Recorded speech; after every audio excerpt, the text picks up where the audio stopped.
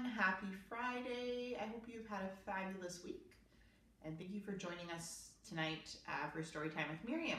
Tonight I'm going to read a story called Almost Time by Gary Schmidt and Elizabeth Stickney and illustrated by Brian Crass. And I thought I'd read it today because it's a story about when you have to wait a really long time for something, which we know isn't always easy. And so I thought I'd read this book tonight because I know that for some kids and families right now, it's feeling like we're having to stay home a lot and do social distancing, and it's been a long time of having to do that. So I know that it's been challenging and hard for some kids and their families. So I thought I'd read this story tonight that talks a little bit about that. When Ethan had to eat his pancakes with applesauce instead of maple syrup one Sunday morning, he knew it was almost sugaring time. "Is the sap running yet?" he asked. Dad shook his head. "Not until the days get warmer." That afternoon, Ethan took his sled to the big hill. It was a sunny day, so he left his hat and his scarf and his mittens at home. But the day wasn't warm. And next Sunday morning, Ethan's dad made a pan of cornbread. No syrup. "Is it time to tap the trees?" Ethan asked. "When the nights get shorter," Dad said.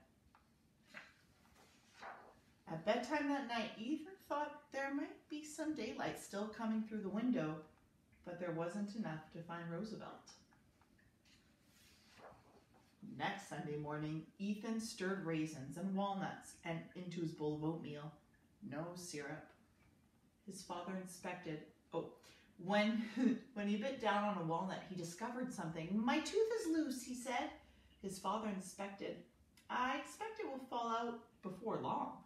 "How long?" asked Ethan. "About as long as it will takes the sap to start running," Dad said. Now Ethan had two things to wait for. There he is trying to wiggle his tooth. But the days were still cold, and the nights were still long. And his tooth would not come out.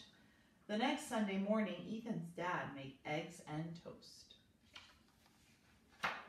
Ethan tried not to think about maple syrup in the afternoons when he slid down the big hill, or when he turned on his lamp at night, or when he wiggled his very loose tooth during school, until